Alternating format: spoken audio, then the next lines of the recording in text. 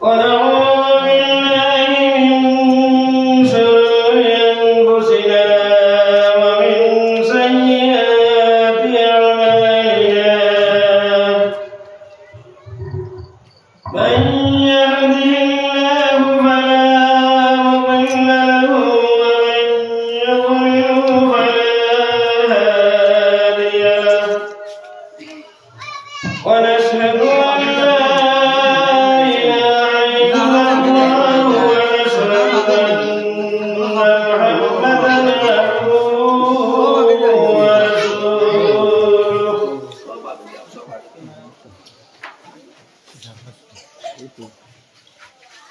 الذي أرسل إلى الناس كافة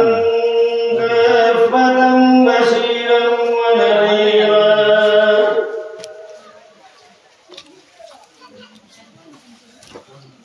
وداعيا إلى الله بإذنه وسراجا منيرا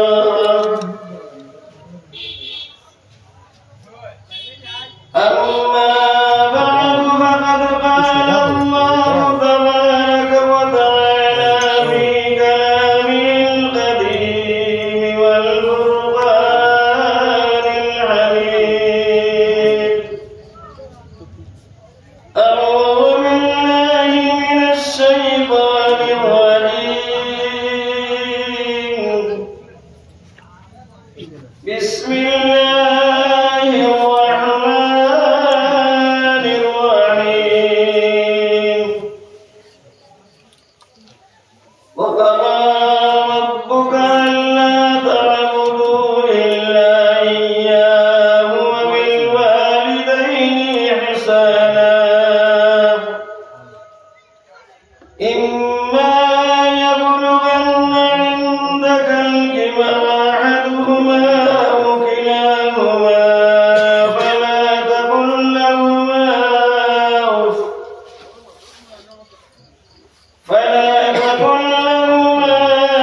أف ولا تنهرهما وقل لهما قولا كريما وقال النبي صلى الله عليه وسلم رضا الرب رضا الوالدين وسخط الرب سخط الوالدين أو كما قال عليه الصلاة والسلام وقال تبارك وتعالى في موضع آخر أفحسبتم أنما خلقناكم عبثا وأنكم إلينا لا ترجعون وقال النبي صلى الله عليه وسلم حاسبوا قبل أن تحاسبوا أو كما قال عليه الصلاة والسلام وقال الله تعالى في شان حبيبه ومحبوبه ومعشوقه مخبرا وآمنا إن الله وملائكته يصلون على النبي يا أيها الذين آمنوا صلوا عليه وسلموا تسليما اللهم صل على سيدنا محمد وعلى آل محمد كما صليت على إبراهيم وعلى آل إبراهيم إنك حميد مجيد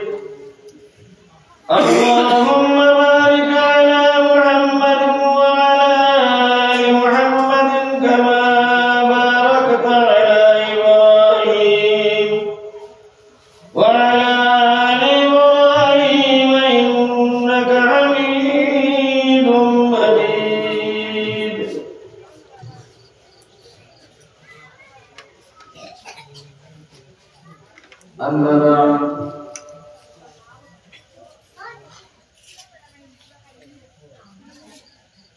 মেনিপুর বালিকা মাদ্রাসা বাৎসরিক জলসা মাহতারাম সভাপতি সাহেব, সম্মানিত উলামায়ে কেরাম, মুরব্বিয়ানে ইলম, উপস্থিত সামিঈনে কেরাম এবং মাইকের আওয়াজ যতদূর পর্যন্ত পৌঁছে ততদূরে আমার ফরদানিসি মা বোন হল আল্লাহ তাবারক ওয়া তাআলা অশেষ দয়া এবং মায়া,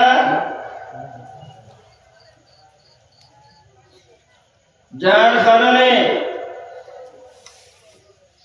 এই মেনিপুরের জমিনেও এক বালিকা মাদ্রাসা ভিত্তি স্থাপন হয়েছে কয়েক বছর আগে। এখন পর্যন্ত আল্লাহর শুকর, আল্লাহর মেহেরবানিতে মাদ্রাসা চলিয়া যান। যে জায়গার মধ্যে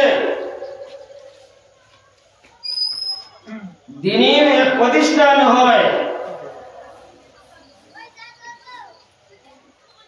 সেই জায়গায়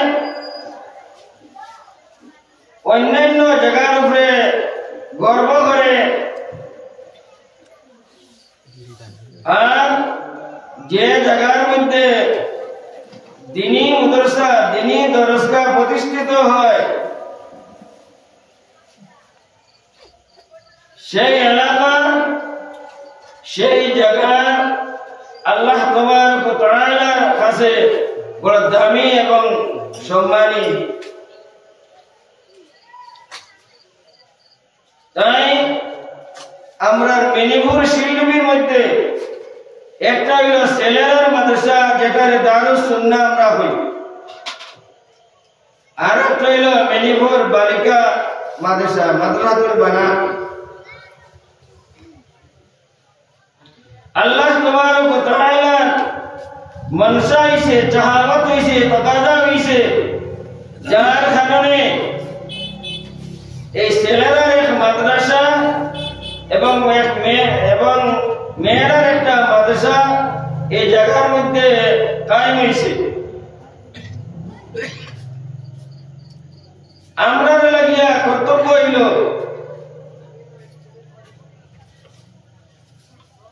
এই মাদ্রাসা গুলারে মায়া করা, যতন করা, সাহায্য সহায়তা করা।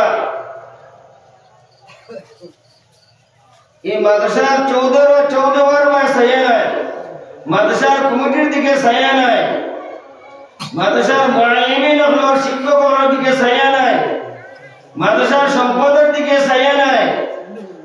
একমাত্র আল্লাহ এবং আল্লাহর রাসূলের দিকে ছায়া।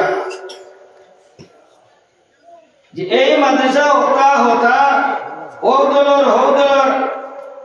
আমি একজনের হইতাম ছায়ার কথা, ইতা দলবাজি না করিয়া,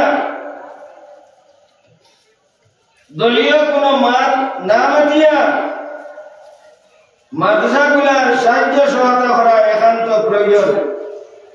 কারণ এই মাদ্রাসার মধ্যে কুরআন এবং সুন্নাহ দর্শ তদরিস দেওয়া হয়, পড়াশোনা করা হয়, পড়ানি হয়। আল্লাহ এবং আল্লাহর রাসূলের বাণীরে শিক্ষা দেওয়া হয়, দিনের দাঈ বানাইবার লাগি চেষ্টা করা হয়। এই মাদ্রাসা থেকে একজন ছাত্র পড়িয়া যদি হক্কানি রব্বানি আলিম বনিয়া করিয়া যায়, যে এলাকার মধ্যে যাইবা একজন ছাত্র আলিম বনিয়া, এই আলিমর দাম ইনদাল্লাহ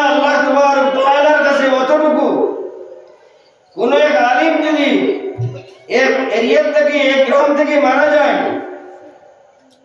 এক আলিম এক জান মারা গেলে যতটুকু আল্লাহর কাছে খুব একটা অপছন্দনীয়, এইভাবে একজন আলিমে আর এক জাহানের সমান। যে মাদ্রাসা যে কোনো দলের হোক, দল বল এটা কি এবার আমার বুঝতে লাগবো এই মাদ্রাসার মধ্যে কিও শিক্ষা দেওয়া, কোরআন এবং হাদিসের শিক্ষা দেওয়া হয় নাই। তাহলে আমার লাগিয়া আপনার লাগিয়া কর্তব্য হইল মাদ্রাসাগুলারে সাহায্য করা, মাদ্রাসার মধ্যে কিভাবে ভালোভাবে পড়াশোনা হয় ওগু দেখা, ওগু খেয়াল করা আমার আপনার কর্তব্য হইল। ইনত এই মাদ্রাসা তো আল্লাহ আল্লাহ রসুলের বাণীর দর্শ তদরিস দেওয়া হয়, শিক্ষা দেওয়া হয়, অন্য দুনিয়াবি তো কোনো শিক্ষা দেওয়া হয় না, কোন নাচ গানের তো ট্রেনিং দেওয়া হয় না, কোন গানের ট্রেনিং দেওয়া হয় না।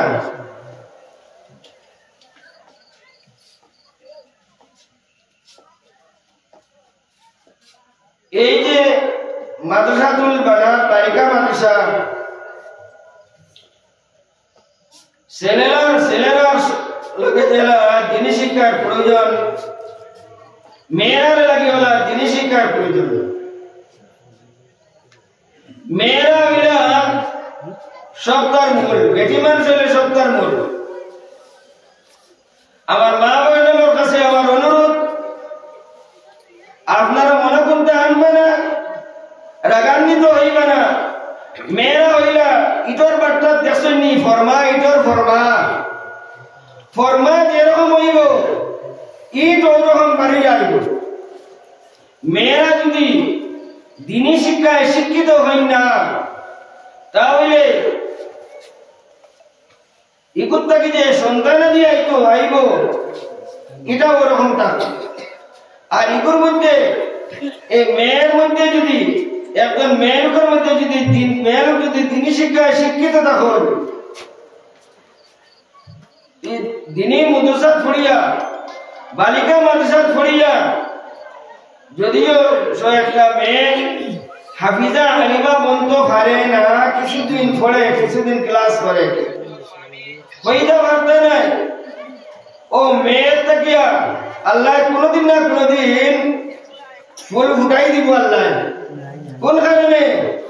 ও যে ছোটবেলা থাকতে বালিকা মাদ্রাসা পড়িছিল, বয়সে মানছে না, উপযুক্ত হয়ে গেছে গিয়া হাফিজা বলতে পারছে না, আলিমা বলতে পারছে না, উপযুক্ত হয়ে গেছে, মা বাপে শাদি দিলাইছে। কিন্তু কয়েকদিন যে মাদ্রাসা পড়িছে, এর কারণে আল্লাহ হইতে পার, আপনি আমি হইতে পারতাম না। আল্লাহ এই মেয়েটাকে কোন দিন, কোন বছর, কোন যুগ, কোন সময় আল্লাহ ফুল ফুটাই দিতে পারে। এই মেয়ের খানদান থাকিয়া, এই মেয়ের বংশ থাকিয়া, এর মেয়ের আওলাদ থাকিয়া, নাতি নসর থাকিয়া একজন হক্কানি রব্বানি আলিম আল্লাহ পয়দা করলে দিতে পারেন।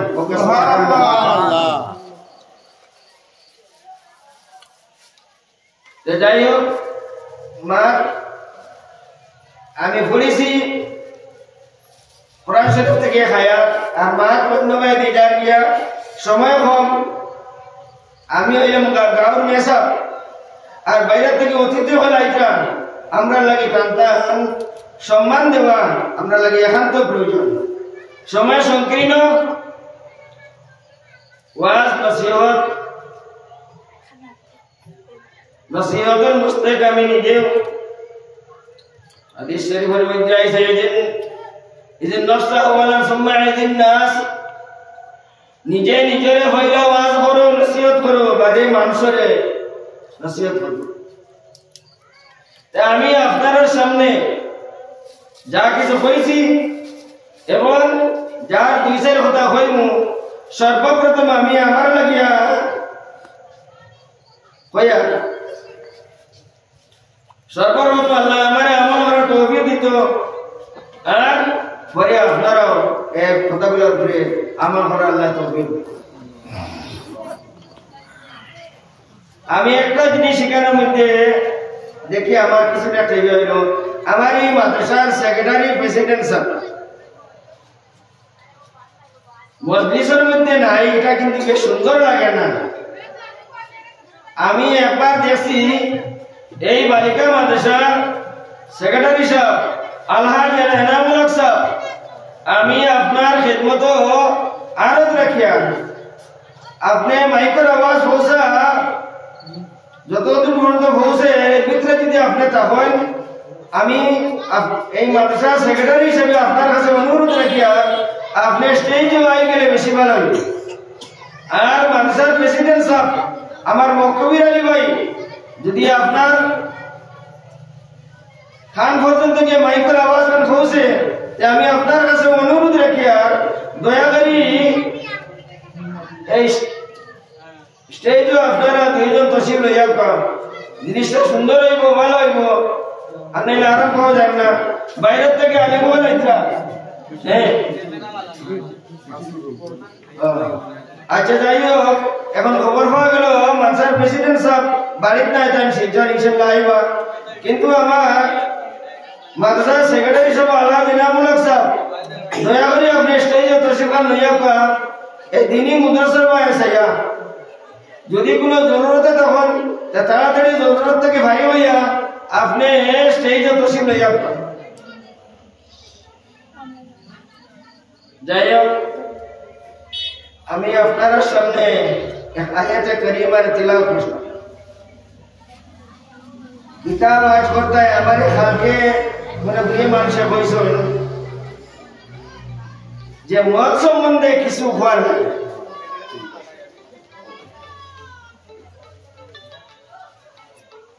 আমার পক্ষে মৌলানা উল্লাস ভাই ছিল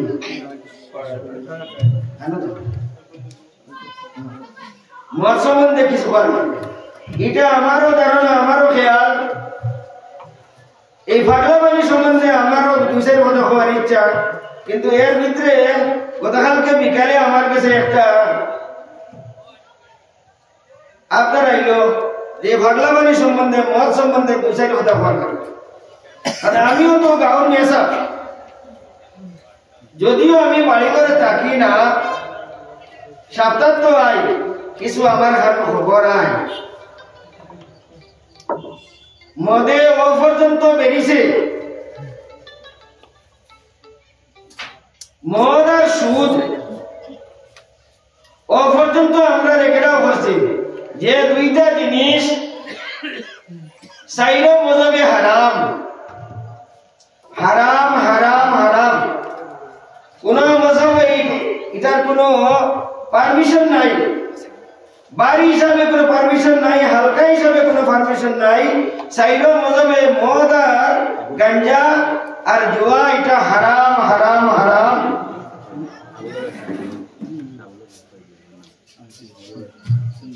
আমরা রাসাইলপুর পয়েন্টর আছে এই মদ আর জুয়া এটা একটা ফ্যাশন হয়ে গেছে। এটা এটা এটা একটা স্টাইলে পরিণত হয়ে গেছে গিয়া। এটার কারণ হইল আমরা কাছ থেকে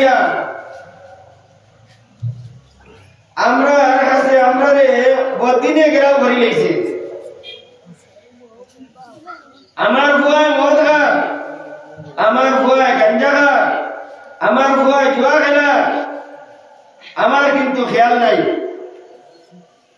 আমি চাইলে আমার ফুয়া আমার থেকে বড় হয়ে গেছে, আমি ছেলে হয়ে গেলাম নি, আর আমার ছেলে বাপ হয়ে গেল নি।